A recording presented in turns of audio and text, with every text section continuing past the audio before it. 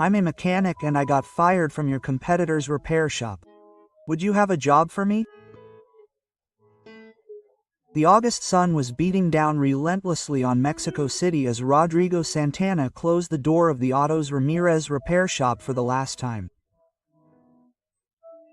His hands, stained with grease from 17 years of honest work, trembled as he put his tools away in a battered metal box.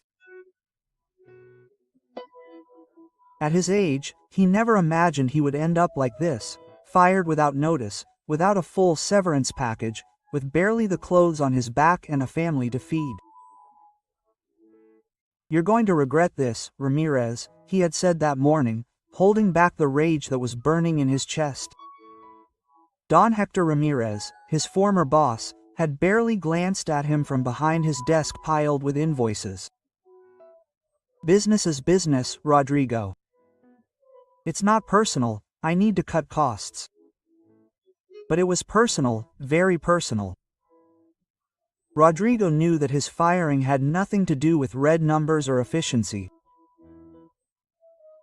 It had to do with the fact that he had dared to contradict Ramirez when he wanted to charge Mrs. Mendoza for unnecessary repairs. It had to do with dignity, with that mania of his of not being able to remain silent in the face of injustice. He walked through the streets of the Roma neighborhood with the toolbox under his arm, dodging street vendors and the chaotic afternoon traffic. He smelled tacos al pastor that emanated from every corner. His phone vibrated in the back pocket of his navy blue overalls. It was Lucia, his wife. "How's it going?" she asked in a voice that tried to sound optimistic but couldn't hide her concern. "Bad love, he threw me away with almost nothing." The silence on the other end of the line was more eloquent than any words. Lucia worked as a secretary at a dental clinic, but her salary was barely enough to cover half of their monthly expenses. They had rent to pay, utilities, and tuition for their daughter Valentina, who was studying nursing at the public university. "We're going to make it," Lucia finally said. And Rodrigo knew that she was also holding back tears. "We always do." But this time it was different. Rodrigo felt it in his bones. At 42, with barely a high school diploma and no leverage, getting a job wouldn't be easy. The job market was unforgiving to men like him, experienced but without college degrees, honest but without connections in high places. He arrived at his apartment in the Narvarte neighborhood just as the sky was beginning to turn orange. It was a modest space in a 4-story building with walls that needed painting and pipes that made strange noises at night, but it was his home. Lucia greeted him with a long hug, the kind that doesn't need words. "Dad." Valentina came out of her room in her uniform to a job after her shift at the hospital where she was doing her internship. "What happened?" Rodrigo put the toolbox on the floor and sat down heavily on the worn couch. He told them everything. The unfair dismissal, the veiled accusations of inefficiency, Ramirez's refusal to give him a letter of recommendation. "That bastard," Valentina muttered with that temperament inherited from her father. "Don't talk like that," Lucia scolded her, although without much conviction. That night, Rodrigo barely ate a bite of the refried beans that Lucia had prepared. He stayed up late, browsing job pages on his old cell phone. Most required skills he didn't have: advanced computing, fluent English, specialized software skills. The auto repair shops that advertised vacancies offered miserable salaries or required the employee to supply their own tools with no job guarantee. At 2 in the morning, when he was about to give up, he remembered something. A few months ago, while waiting at a traffic light on Insurgents, he had seen a new repair shop. It wasn't just any repair shop, it was Automotriz Garcia, owned by Leonardo Garcia, Don Hector Ramirez's fiercest competitor. The two men had hated each other for years, ever since Garcia had taken away several major contracts with transportation companies. Rodrigo sat up in bed, causing Lucia to stir slightly in her sleep. Was it possible? Did Garcia have a job for him? The idea was risky, almost foolhardy. Appearing before his former boss's arch-enemy could be seen as treason. But what did he owe Ramirez after the way he had treated him? He got up and went to the small living room, where his toolbox rested by the door. He opened them carefully, examining each wrench, each screwdriver, each piece of equipment he had painstakingly acquired over the years. They were quality tools, well maintained, a silent testament to his professionalism. The next day, Rodrigo woke with renewed determination. He showered, put on his clean overalls, and stood in front of the mirror. His face, weathered by the sun and hard work, stared back at him. He had gray hairs at the temples and wrinkles around his eyes, but he also had something that money couldn't buy. Real experience, skilled hands, and a reputation for honesty. "I'll give it a try," he told Lucia over breakfast. "I'll go with Garcia." She looked at him over the top of her coffee cup. "Are you sure? Ramirez could make your life miserable if he found out." "Let him find out," Rodrigo replied, feeling the anger of the previous day transform into something more productive.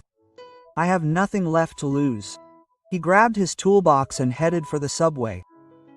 The trip to Colonia Doctores, where Garcia Automobile was located, took him almost an hour. The entire way he mentally rehearsed what he would say. He had to be direct, honest, confident without arrogance. Garcia's shop was impressive. It took up an entire corner with 4 service bays, modern equipment, and an air-conditioned waiting room. Through the large windows, several mechanics could be seen working in clean uniforms embroidered with the company logo. Rodrigo took a deep breath and went inside. A young receptionist looked at him with professional curiosity. "Good morning. How can we help you?" "I need to speak to Mr. Garcia," Rodrigo said, squeezing the handle of his toolbox. "It's important." The receptionist assessed him with a quick but thorough look. Rodrigo knew exactly what he was seeing. A middle-aged man in worn overalls, with the hands of a worker and a toolbox that had seen better days. He was not the usual type of visitor to such a neat place. "Do you have an appointment with Mr. Garcia?" she asked, although her tone indicated that she already knew the answer. "No, but I'm here on business. I'm a mechanic." The young woman hesitated for a moment, then picked up the intercom. Rodrigo took the opportunity to look around the place. The walls were decorated with photographs of restored classic cars, quality certifications, and awards from various automotive associations. It was evident that Leonardo Garcia conducted his business with pride and professionalism. "Mr. Garcia says he can see you, but you only have 10 minutes, the receptionist announced. "Please follow me." She led him down a side hallway to a spacious office on the second floor. Unlike Ramirez's cluttered office, this place was spotless. Glass desk, state-of-the-art computer, metal filing cabinets, and a commanding view of the work area. Leonardo Garcia stood up as Rodrigo entered. He was a man in his 50s, tall and burly, with slicked-back gray hair. He wore a crisp white shirt and dress pants, but his calloused hands betrayed that he had started at the bottom, just like Rodrigo. "Have a seat," Garcia said, indicating a chair in front of the desk. His voice was deep, authoritative, but not unpleasant. "They tell me you're here for work." Rodrigo sat down, placing his toolbox next to the chair. This was the moment. Everything he had rehearsed on the subway evaporated from his mind. He decided to be completely honest. "I'm a mechanic and I got laid off from your competitor's shop," he said bluntly. "He'd have a job for me." The silence that followed was thick, electric. Garcia leaned back in his chair, lacing his fingers on the desk. His dark eyes studied Rodrigo with an intensity that would have made most men look away, but Rodrigo held his gaze. "From Ramirez's shop?" Garcia finally asked, and there was something in his voice Rodrigo couldn't place. Amusement, curiosity, suspicion. "Yes, sir, I worked there for 17 years. And why did you get laid off?" Rodrigo could have lied. He could have made up a story about downsizing or corporate restructuring, but something in Garcia's eyes told him this man would detect a lie a mile away. "Because I refused to play along when he tried to rip off a customer," he replied. "He wanted to charge him for replacing parts that were still in good condition. I told him that wasn't right. She didn't like that he contradicted her in front of her." Garcia stood stock still for a moment, then leaned forward. "Do you have proof of what you're saying?" "No, sir, just my word. And you expect me to believe you just like that? It could be that you were fired for incompetence and now you're coming up with stories to justify yourself." It was a possibility that Rodrigo had considered. "It could be," he admitted. "That's why I brought my tools. Try me out, give me the most complicated car you have down there in a couple of hours. If I can't fix it, I'll leave without getting paid." For the first time, Garcia smiled. It was a small smile, almost imperceptible, but it was there. "I like you, Mr. Santana." Rodrigo Santana. "I like you, Mr. Santana, but I have to ask you a few questions before I can even consider your proposal." Garcia opened a drawer in his desk and took out a folder. "If he really worked for Ramirez as long as he says he did, then he'll know the answers to them." For the next half hour, Garcia subjected him to a thorough interrogation. He asked about engine types, transmission problems, electrical diagnostics, spare parts brands. Rodrigo answered each question precisely, without hesitation. Years of practical experience flowed from his memory like water from a spring. "Are you familiar with the B6 wave engines?" Garcia asked. "I've worked on Accords and pilots quite a bit. The most common problem is with the WETEC system, especially in models from 2005 to 2010. If the oil isn't properly maintained, the valves get stuck. And Nissans with CVT, continuously variable transmission," Rodrigo replied. "They're delicate. You have to change the fluid every 60,000 kilometers, not what the manual says. I've seen many fail prematurely due to lack of maintenance." Garcia made mental notes of each answer. Finally he closed the folder and stood up. "He went down with me to the workshop." They descended a side staircase that led directly into the work area. The sound of pneumatic tools, the smell of oil and solvent, the clink of metal against metal. It all felt familiar to Rodrigo, like coming home after a long trip. Garcia led him to the farthest bay, where a 2015 Volkswagen Jetta was raised on a lift. Beneath it was a young mechanic in his mid-20s, looking frustrated. "Martinez," Garcia called. "What do you have there?" The young man climbed out from under the car, wiping his hands on a rag. "This is a nightmare, boss. The customer says he's losing power when he accelerates and making a strange noise. I've already checked the exhaust system, the oxygen sensors, the intake, everything seems fine, but the problem persists." Garcia looked at Rodrigo. "What do you think?" Rodrigo approached the car. "I can go ahead." He slid under the Jetta with an ease that belied his age. Using a flashlight Martinez had lent him, he examined the chassis, the transmission, the engine from underneath. Then he got out, opened the hood, and leaned over the engine compartment. He said he's losing power when he accelerates, he asked without taking his eyes off the engine. Yes, Martinez replied. Especially on climbs, Rodrigo felt various components, checked connections, inspected hoses, and after 5 minutes he straightened up. The turbo is failing, he said with certainty. No, completely, that's why it's hard to diagnose. But look, he pointed to a specific part here. There's oil accumulating at this point. It's a small but constant leak. The turbo is losing pressure, gradually. That's why the problem is most noticeable under hard acceleration or uphill when the engine demands more. Martinez looked where Rodrigo was pointing and his eyes widened in surprise. He's right. How did I not see it? Because you have to know where to look, Rodrigo replied without arrogance, just like someone stating a fact. The turbos on these models have a known problem with that specific seal. Volkswagen never officially admitted it, but all of us who work with them know it. Garcia watched the scene with his arms crossed. When Rodrigo finished his explanation, he nodded slowly. Martinez, take care of that turbo. Santana, come back with me to the office. Back in the office, Garcia got straight to the point. I'll be honest with you, Santana. I need people with experience.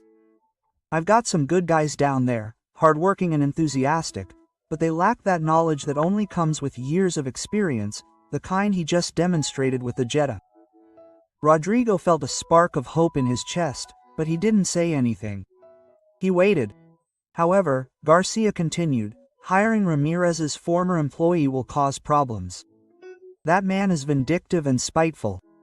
He could try to sabotage me, take away my clients, even invent slander.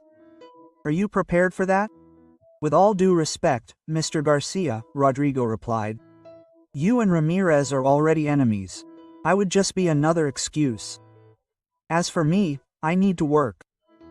I have a family to support and bills to pay. If that means putting up with Ramirez's tantrums, I will. Garcia thought for a long moment, then extended his hand. You have a job, Santana. It starts Monday. 6 a.m. Monday dawned with one of those rains that are so typical of the end of summer in Mexico City. Torrential, noisy, and turning the streets into improvised rivers. Rodrigo had left his apartment at 4:30 in the morning to make sure he would arrive on time, but the subway was delayed due to flooding. He arrived at Automotriz Garcia at 6:15, soaking wet and with his heart pounding from the nervousness of being late on his first day. Garcia was already there supervising the opening of the shop. When he saw Rodrigo enter dripping wet with his toolbox pressed to his chest to protect it from the rain, he simply nodded. Go change. The uniforms are in locker 3 in the dressing room. Your name is already on the door. Rodrigo hadn't expected that. A locker of his own, a new uniform with his name embroidered on it. At Ramirez's shop, everyone brought their own clothes and stored them wherever they could. It was a small detail, but it spoke volumes about how Garcia ran his business. In the locker room he found 3 other mechanics getting ready for the day. They introduced themselves with professional cordiality. Javier, a stocky man in his mid-30s, Omar, thin and quiet, in his late 50s, and the same Martinez from the previous Friday. So you're the one who came from Ramirez's, Javier said as he laced up his boots. Word has gotten around.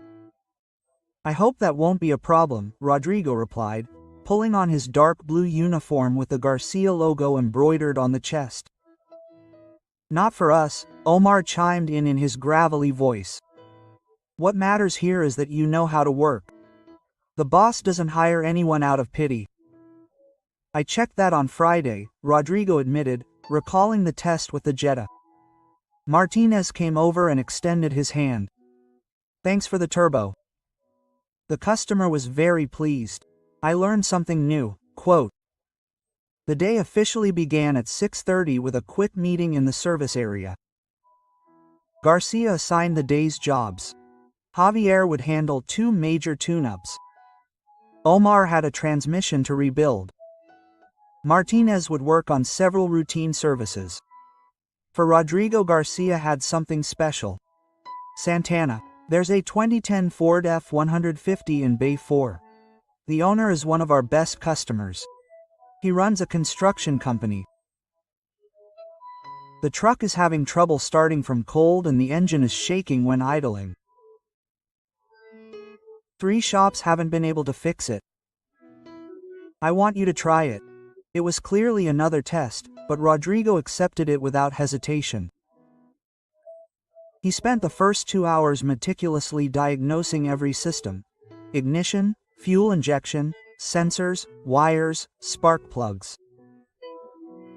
The problem was intermittent, which made it difficult to fix, harder to identify. In the middle of the morning, while inspecting the intake manifold, he heard excited voices coming from the entrance of the workshop. He peeked in discreetly and saw a short, burly man arguing heatedly with the receptionist. With a lurch in his stomach, he recognized Don Hector Ramirez. I demand to speak to Garcia, Ramirez bellowed. I know he's here. Garcia left his office with deliberate calm, wiping his hands on a rag.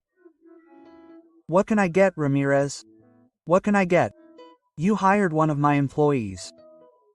That's commercial misconduct, former employee. Garcia corrected him in a neutral voice. You fired him yourself. As I understand it, that doesn't give you the right to bring him in. He knows confidential information about my business. Garcia crossed his arms. What confidential information? His techniques for overcharging customers. His methods for installing parts of questionable quality. Because if that's confidential information, then be careful what you say. Quote. Ramirez interrupted, his face red. I can sue you for defamation. Sue me. I have 3 lawyers who would be happy to argue your business practices in court. Rodrigo watched the scene from his position, feeling a mixture of guilt and satisfaction. Guilt because he was effectively the cause of this conflict. Satisfaction because Garcia was defending him without even hesitating.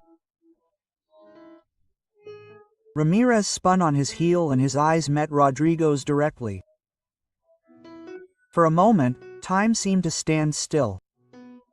The expression on his former boss's face was one of pure betrayal, followed immediately by contempt. So here you are, Ramirez said, striding over. I warned you that you would regret this, Santana. I don't regret a thing, Rodrigo replied, stepping completely out from behind the fort. You fired me unfairly. I'm just looking for an honest way to provide for my family. Honest? Ramirez let out a humorless laugh. You come to me with my competition and talk about honesty. I'm going to make sure no other shop in this town hires you. I'm going to talk to every business owner I know. Try it, Garcia interjected, stepping between the 2 men. But I warn you that if you interfere with my business or defame my staff, I will not hesitate to take legal action. Now, please, get off my property. Ramirez looked at Garcia, then at Rodrigo, and finally at the other mechanics who had left their jobs to watch the confrontation.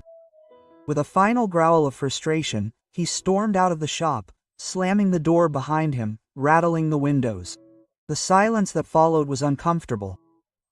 Rodrigo felt all eyes on him, but Garcia simply patted his shoulder. Get back to work, Santana, and you too, he said, addressing the others. The show was over. The rest of the day passed with an underlying tension. Rodrigo focused obsessively on the F-150, determined to prove that Garcia had made the right decision in hiring him. He checked every wire, every connection, every component until finally, around 4 p.m., he found the problem. A faulty ignition coil that failed intermittently when it got hot. He replaced it, tested the cold start several times, checked for a perfect idle. When Garcia inspected the work, he nodded in approval. Good diagnosis. The customer is going to be very happy. Thank you, Mr. Garcia. And about this morning, you don't have to thank me or apologize for anything, Garcia interrupted. Ramirez has been a problem of mine for years. You were just the excuse for today. Tomorrow you'll find another one. But Rodrigo couldn't shake the feeling that things were going to get complicated, and he was right. That night, when he arrived at home, Lucia greeted him with a worried expression. Your ex-colleague Fernando called. He says Ramirez is making calls to all his contacts, telling them not to hire you, that you are problematic and unreliable. Rodrigo sighed, flopping down on the couch. I saw him today at the new workshop. He made a scene. Valentina came out of the kitchen, drying her hands. Dad, this is going to cause problems. It already did, he admitted. But I'm not going to back down. Garcia is giving me an opportunity that I need. If Ramirez wants war, he'll get it. What Rodrigo didn't know was that the war was just beginning and that Don Hector Ramirez was a man who did not accept defeat.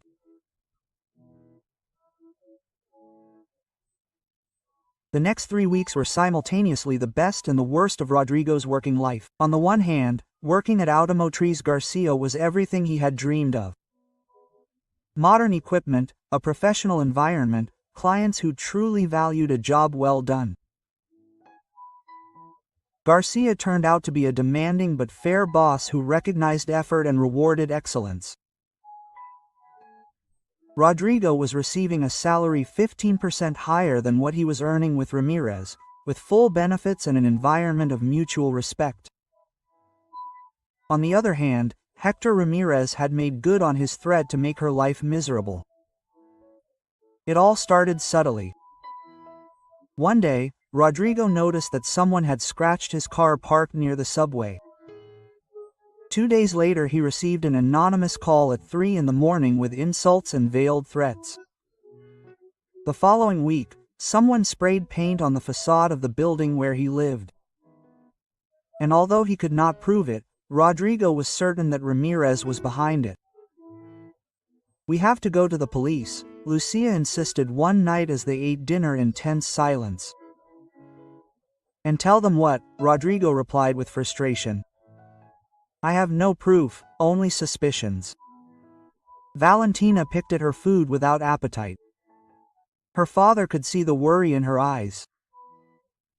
She had inherited his protective nature and hated feeling helpless in this situation.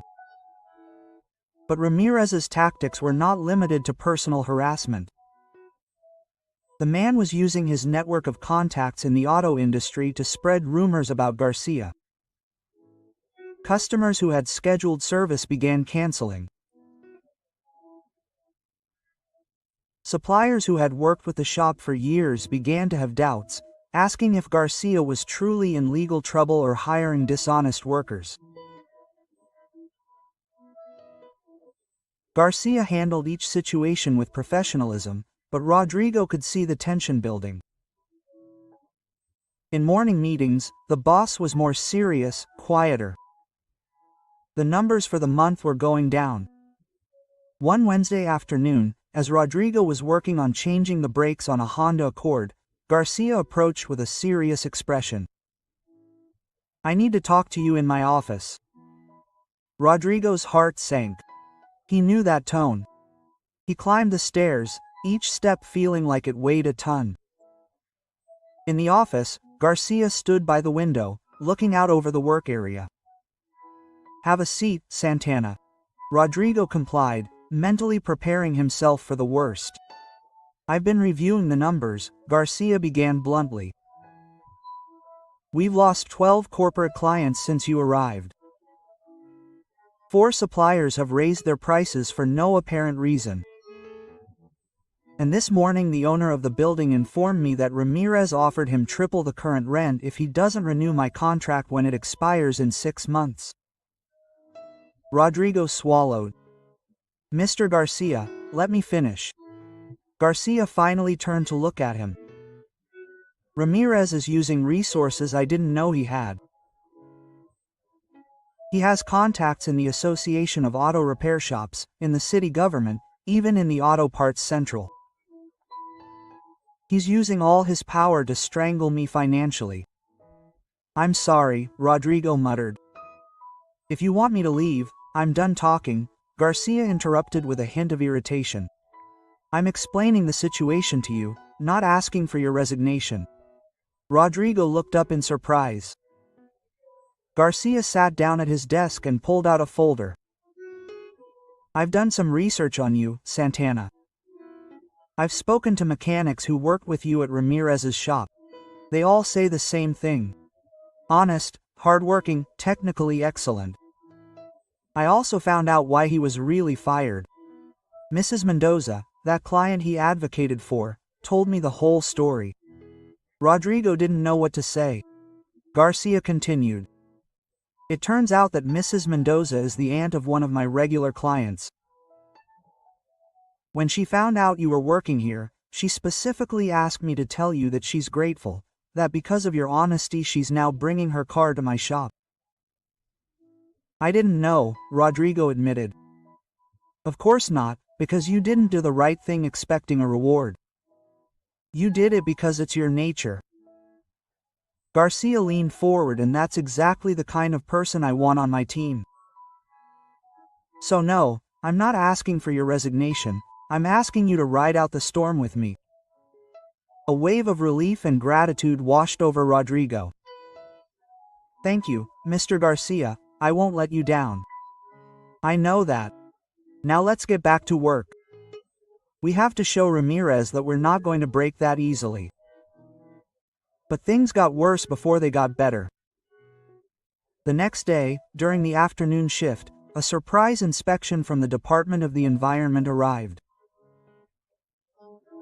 They thoroughly reviewed the hazardous waste management, the storage of used oils, the drainage systems. They found 3 minor violations that would normally result in a warning, but the inspector seemed determined to impose severe fines. This is harassment, Garcia told the inspector. We've been operating for 3 years without a single complaint. We're just doing our job, sir, the inspector replied with a smile that didn't reach his eyes. Environmental regulations are very serious.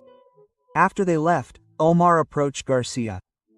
Boss, I recognize that inspector. He's Ramirez's brother-in-law. Garcia clenched his jaw but didn't say anything.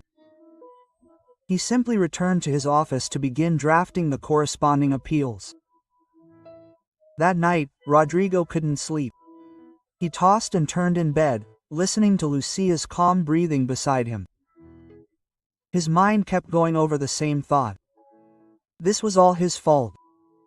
Garcia was suffering terrible consequences for hiring him. Lost clients. Unfair fines, financial pressure. Was it worth it?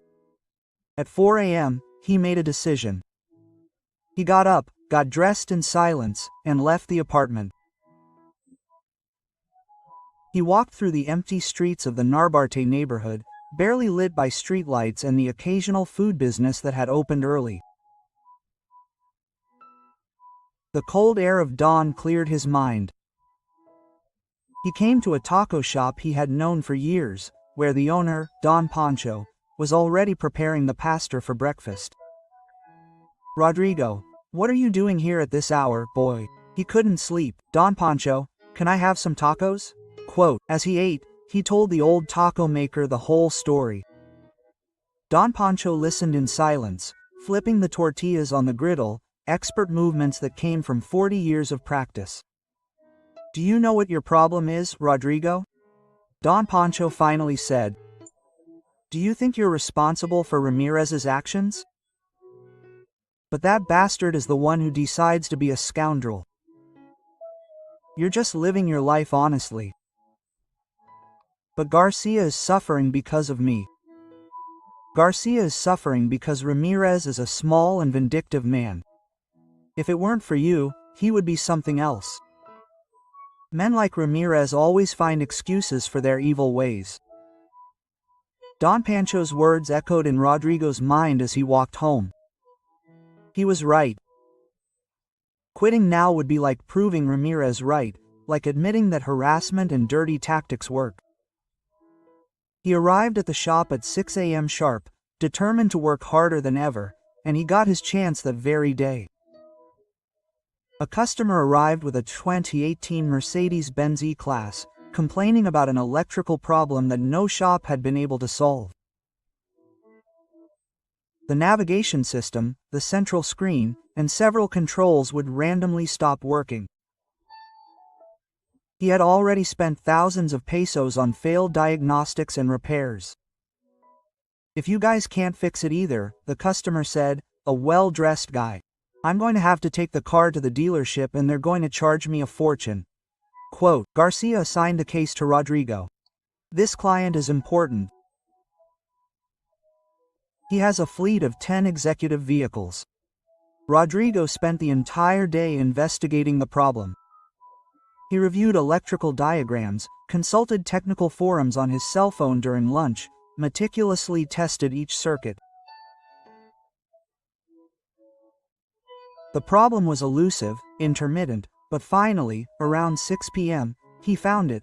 A microscopic short in the wiring harness behind the dash caused by the incorrect installation of an aftermarket accessory that a previous shop had installed. When the customer returned the next day and the car was working perfectly, his gratitude was immense. I've been struggling with this for months, he said, shaking Rodrigo's hand firmly. You're a master. What's the name of this shop again? Garcia Automobile. I'm definitely bringing all my vehicles here. Quote. And he kept his word. Not only did he bring his personal fleet, he recommended the shop to other businessmen in his circle. Within 2 weeks, 3 new corporate clients had signed service contracts with Garcia. Slowly, the tide began to turn. The quality of the work spoke louder than the rumors about Ramirez. Customers who had canceled began to return, some apologizing for having hesitated. Garcia's reputation for professionalism and honesty was stronger than Ramirez had anticipated. But Ramirez was not one to give up easily, and his next move would be the most dangerous of all.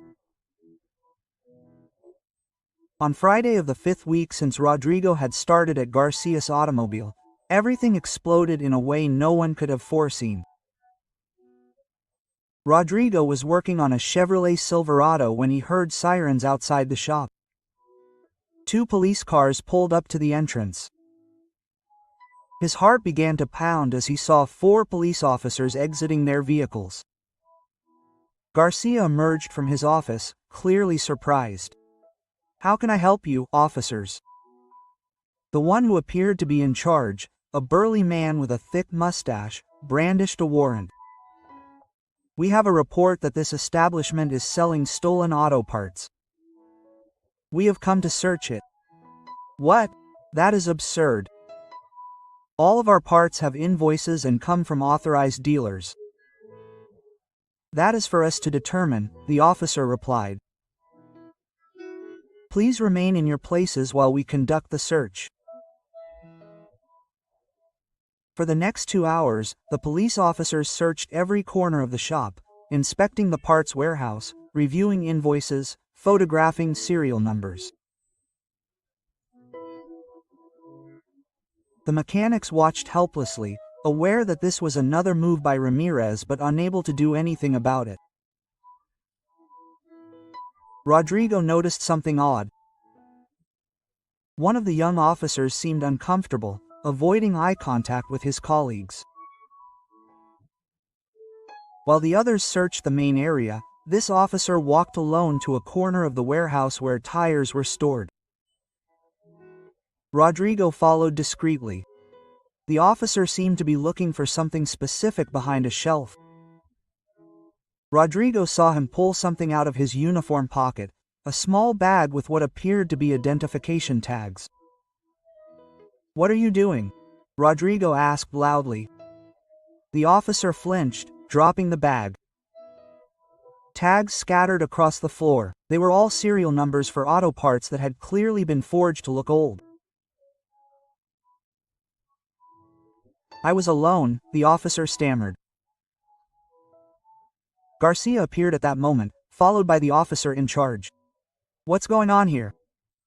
Rodrigo pointed to the tags on the floor. This officer was about to plant false evidence. The young officer's face turned white. The officer in charge glared at him. "Vargas, what the hell is going on?" Vargas began to sweat. Mr. Ramirez told me I just had to." He stopped abruptly, realizing he had just confessed. "Continue," the officer in charge ordered, his expression changing from authoritarian to furious. Mr. Ramirez told him the rest came pouring out. Hector Ramirez had paid Vargas, his nephew, to plant evidence during the search, which he himself had ordered through a false anonymous tip. The plan was simple: find stolen auto parts in Garcia's shop, which would result in the immediate closure of the business and possible criminal charges. "I have the WhatsApp messages," Vargas admitted with a shaky voice, pulling out his cell phone. "He told me that if I didn't, he would tell my wife about a woman I had an affair with last year. He was blackmailing me." Garcia remained motionless, processing it all. Rodrigo felt a mix of disbelief and vindication. Ramirez had gone too far this time. The officer in charge took Vargas' cell phone and began reading the messages. His expression grew more somber with each passing second. "This is conspiracy to commit fraud and abuse of authority." Vargas finally said, "You are under arrest and we are going to need you to come with us to the station to make a formal statement." "Mr. Garcia, you too, sir." Quote. He looked at Rodrigo Santana. "Rodrigo Santana, Mr. Santana, you are key witnesses in this." What followed was a bureaucratic whirlwind.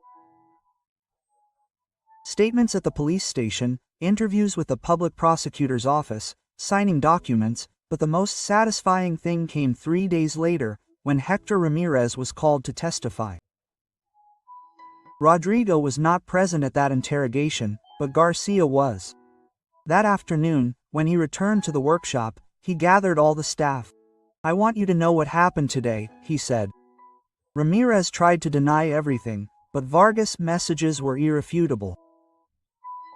Plus, when investigators started digging deeper, they found other things. It turns out Ramirez has been massively evading taxes for years, using fake invoices for parts he never bought. They also found that several of his clients were shell companies he himself created to launder money. Javier Silva Bajo. "I always knew that guy was shady.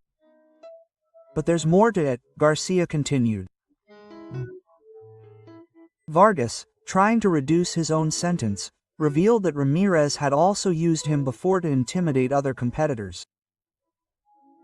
There are at least 3 similar cases being investigated now. Omar scratched his head. "And what's going to happen to his workshop?" "It's already being audited by the SAT. With the evidence they have, they're probably going to close it permanently and Ramirez is going to face serious criminal charges." Garcia paused. "Poetic justice, I guess. The man who tried to destroy us with lies destroyed himself with his own crimes." That night, Rodrigo arrived home earlier than usual. Lucia and Valentina were watching television in the living room. He told them everything. "I can't believe it," Valentina said. "All this time, that man was a real criminal." "What bothers me," Lucia reflected, "is thinking about how many people must have suffered because of his schemes, how many businesses he destroyed, how many families he hurt. That's why it's so important to do the right thing, Rodrigo said. Even though it hurts at the time, even though it seems like the dishonest ones win, the truth always ends up coming out. The following days were strange.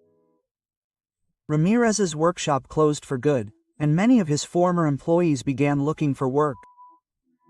Rodrigo found himself in the ironic position of being asked by Garcia who to hire. Quote, "You worked with them," Garcia said. "Who are the good ones?" Rodrigo recommended three: Fernando, who had been his friend for years, Samuel, a transmission specialist, and Tomas, a young but dedicated man. Garcia interviewed and hired all three, expanding the team. Some of Ramirez's best corporate accounts also migrated to Garcia Automobile. The irony was not lost on anyone. Ramirez, in his attempt to destroy Garcia, had ended up greatly strengthening his competitor. A month after Ramirez's arrest, Garcia called Rodrigo into his office. This time the atmosphere was completely different. "Sit down, Santana. I have a proposal for you." Quote. Rodrigo sat down, intrigued. "The last 2 months have been crazy," Garcia began. "We've grown faster than I anticipated. We have more work than we can handle. And I need someone to oversee the technical area, someone who knows the job, who has the trust of the other mechanics, and who shares my values of honesty and professionalism." Quote. Rodrigo was beginning to understand where this was going. "I'm offering you the position of shop manager, a 30% pay raise, profit sharing, and eventually, if things continue well, the possibility of becoming a minority partner in the business."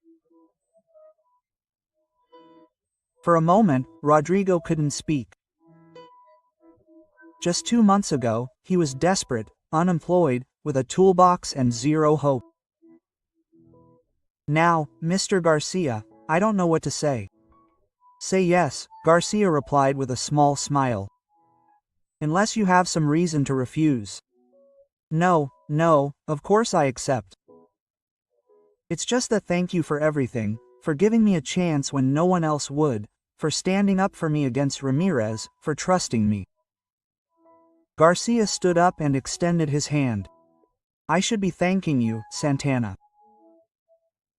You inadvertently did us a huge favor, forced us to be better, stronger, and exposed a criminal who had been operating with impunity for far too long."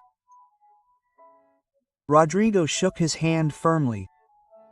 "There's something else you should know," Garcia added. Mrs. Mendoza, the client he defended months ago, turned out to be more influential than anyone realized when she learned this whole story. She wrote an article on a popular consumer blog. She told the story of how you chose honesty over your work and how that eventually led to exposing a corrupt business. The article went viral. Viral. We have a 2-week waiting list. Customers specifically requesting that you service their cars.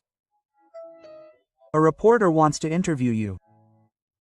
Even a local TV station called asking if they could do a segment on the shop. Rodrigo was overwhelmed. He had never sought attention or recognition. He had only done what he thought was right. That night they celebrated at home. Lucia made pozole, Rodrigo's favorite dish. Valentina invited her boyfriend, a medical student she had met at the hospital. They toasted with soda, laughing and sharing stories. "Dad," Valentina said in a quiet moment, "I'm proud of you for not giving up, for sticking to your principles, even when it was hard." Rodrigo felt tears well up in his eyes. "I've learned something important in those months, that the right path isn't always the easiest, but it's always the one that lets you sleep soundly at night." Quote. Weeks later, Rodrigo found himself thinking about Don Hector Ramirez, the man who had unfairly fired him. He now faced years in prison and complete financial ruin. Rodrigo didn't feel joy about it, But he didn't feel pity either. Ramirez had made his own decisions. He had chosen the path of dishonesty and corruption. In the mornings, Rodrigo arrived at Automotriz Garcia not as a simple mechanic, but as a shop manager. He supervised the work, trained the younger ones, and maintained the high standards that Garcia demanded. Fernando, Samuel, and Tomas had integrated seamlessly into the team. The atmosphere was one of camaraderie and professionalism. One day, as he was reviewing the parts inventory, he saw a family car pull up, the same Volkswagen Jetta whose turbo problem he had diagnosed. That first day, the owner came down and asked to speak to him specifically. "Mr. Santana, do you remember me?" "Sure, the Jetta, how has it been running?" "Perfect, without a single problem, but that's not why I came."